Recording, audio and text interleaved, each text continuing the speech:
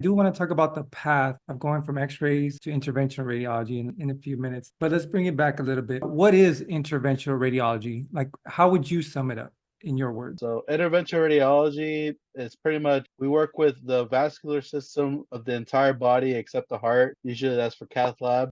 From the brain all the way down to your toes, arteries, veins, organs. We're able to put filters, coils, anything that deals with the vascular system or the organs. We are able to work on them. Wow, that's interesting. And there's so many options, right? And interventional radiology is one of those options. What is the most common procedure in interventional radiology? So it depends on what the type of hospital you're at. So there's some hospitals that are specialized, like for example, some are neuro-based, so they deal with more strokes or embolizations of like aneurysms inside the brain. Some hospitals are more like dialysis clinic where you have like fistulas, you have grafts, you have dialysis catheters, and then some other specialties like for example, they just do open heart or thoracic surgery.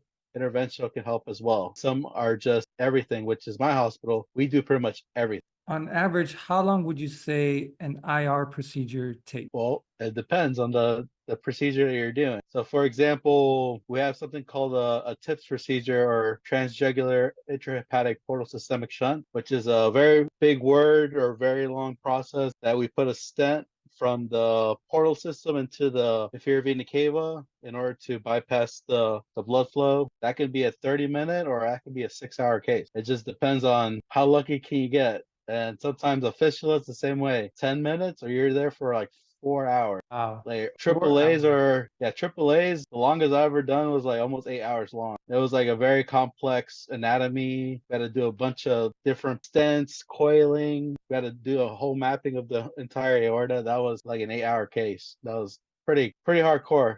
But the thing about interventional radiology, we work as a team. So you have the radiologist right next to you, you're the tech, you have the scrub, the circulator, you have a whole team of nurses. It's an entire team and squad that deals with just one patient. And that's one thing I love about interventional radiology. With interventional radiology, you're part of a team, and it's a very tight-knit team, right? I mean, XRayTech, you're part of a team as well, but this one's like you're working very close, and pretty much everybody knows everybody. So Absolutely. so can you kind of speak on that, on the team, maybe your role and your experience as working in interventional radiology as a team, a member of the. So when I first started as a student, I was just circulating. So you have to know what wires to get, the catheters, because you have different types of wires, different types of diameters. The catheters have different shapes on how we are able to access the vessels. So when you first start, you have to know the product, why do we use it, how do we use it, and like the steps, because you have to be as a tech, you have to know